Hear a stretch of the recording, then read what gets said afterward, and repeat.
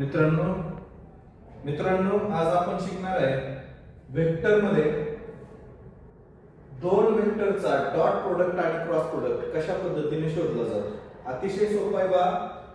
जर तुम्हाला vector p दिला असेल a1i b1j c1k आणि वेक्टर q दिला असेल a2i b2j आणि c2k तर डॉट प्रोडक्ट या फॉर्म्युल्याने शोधला जातो। लक्षात घ्या a1 a2 b1 b2 c1 c2 म्हणजे आपल्याला a1 a2 चं मल्टिप्लिकेशन करायचंय b1 b2 चं करायचंय आणि c1 c2 चं मल्टिप्लिकेशन करायचंय आणि तिन्हीचे ऍडिशन करून डॉट प्रोडक्ट शोधायचंय। क्रॉस प्रोडक्ट करायचंय कसा करायचंय पहा।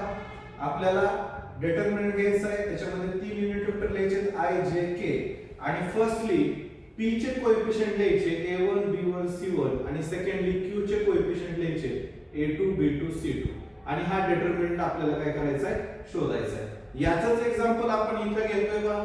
अतिशय इझी एक्झाम्पल आहे। p बार आपण घेतलाय, p वेक्टर घेतलाय, q वेक्टर घेतलाय 3i, p वेक्टर घेतलाय 3i 4j 7k आणि q वेक्टर घेतलाय 2i 3j 5k। मग आपल्याला p बार डॉट q बार शोधायचा आहे म्हणजे डॉट प्रोडक्ट इथे शोधायचा आहे। किती सोपं आहे पहा। इथं जो फॉर्म्युला आहे त्या फॉर्म्युल्यानुसार 3 ने 2 ला मल्टिप्लाय करायचे प्लस 4 ने 3 ला मल्टिप्लाय करायचे प्लस 7 ने 5 ला मल्टिप्लाय करायचे म्हणजे 3 2 आर 6 4 3 आर 12 7 5 आर 35 म्हणजे आता ऍडिशन करा 2 5 7 7 6 13 कॅरी 1 1 1 2 2 3 5 म्हणजे इथे आपला डॉट प्रोडक्ट हा मॅग्निट्यूड मध्ये येतो त्याला आपण किती आला 53। अतिशय इझी आहे पहा। आता क्रॉस प्रोडक्ट शोधायचा आपल्याला p क्रॉस q त्या फॉर्म्युल्यानुसार आपल्याला या ठिकाणी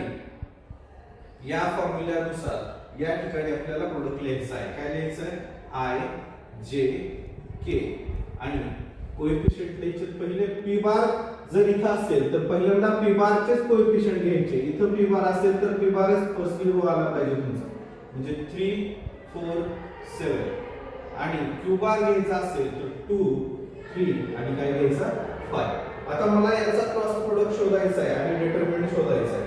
सर्वांना आपल्याला माहिती आहे की डिटरमिनंट कसा काढला जातो, कसा शोधला जातो। पहिला एलिमेंट प्लस, दुसरा मायनस, तिसरा प्लस। पहिला एलिमेंट आपण प्लस घेतल्यानंतर इज इक्वल टू काय लिहिणार पहा। पहिला एलिमेंट जर घेतला तर याचा कॉलम आणि रो जातो म्हणजे i ला मल्टिप्लाय काय घेतो आपण 4 7 3 5 नंतर मायनस जे घेतो आपण त्याचा कॉलम रो कॅन्सल करतो आणि जे एलिमेंट राहतात ते आपण तिथे लिहितो 3 7 2 5 3 7 2 5 प्लस युनिट वेक्टर k घेतो आपण त्याचा आपण एक्झॅक्ट कॉलम रो शोधायचा 3 4 2 3 3 4 2 3। इथून पुढे आपल्याला माहिती आहे कसं सोडवायचं पहा।